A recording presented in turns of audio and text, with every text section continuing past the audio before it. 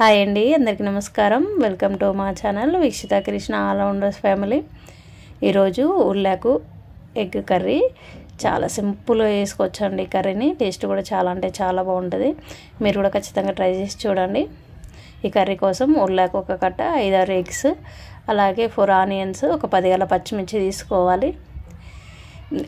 ఆనియన్స్ని అయితే ఇలా చిన్న చిన్న ముక్కలకి కట్ చేసుకొని పెట్టుకోవాలి. ఒక కళాయి పెట్టేసుకొని స్టవ్ ముట్టించేసి ఆయిల్ వేసుకోవాలి. అందులో పోపు దినుసులు కూడా వేసుకోవాలి. పోపు దినుసులు ఫ్రై అయిన తర్వాత అందులో కరివేపాకు, ఆనియన్స్ ముక్కలు అయితే వేసుకొని మగ్గనివ్వాలి.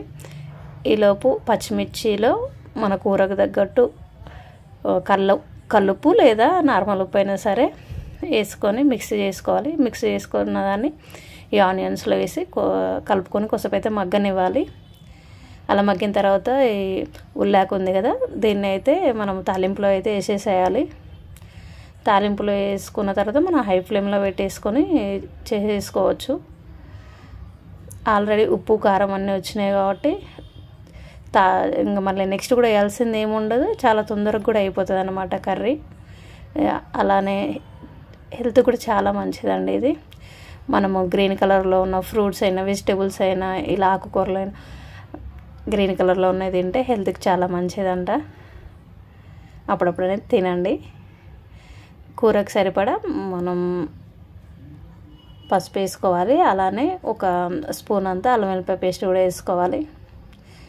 వేసుకున్న తర్వాత ఒక 5 నిమిషాల తర్వాత అయితే ఎగ్స్ కూడా వేసుకోవాలి.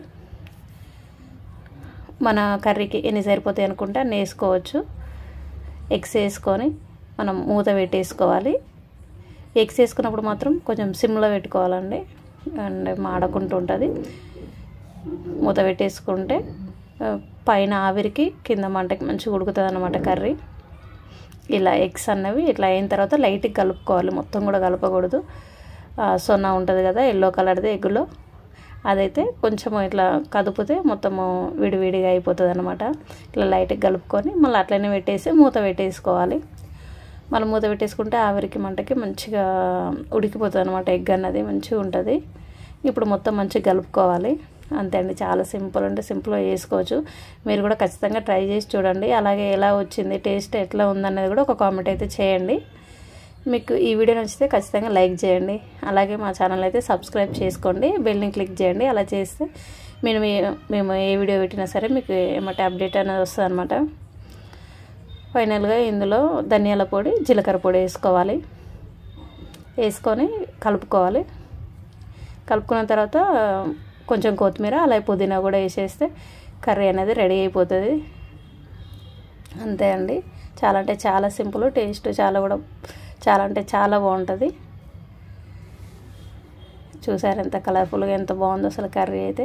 చూడడానికి ఎలా ఉందో టేస్ట్ కూడా అలానే ఉందండి. చాలా అంటే చాలా బాగుంది. మీకు కనుక ఈ వీడియో నచ్చితే ఖచ్చితంగా లైక్ చేయండి. అలాగే ఎవరికైనా ఉపయోగపడుతుంది అనుకుంటే షేర్ కూడా చేయండి.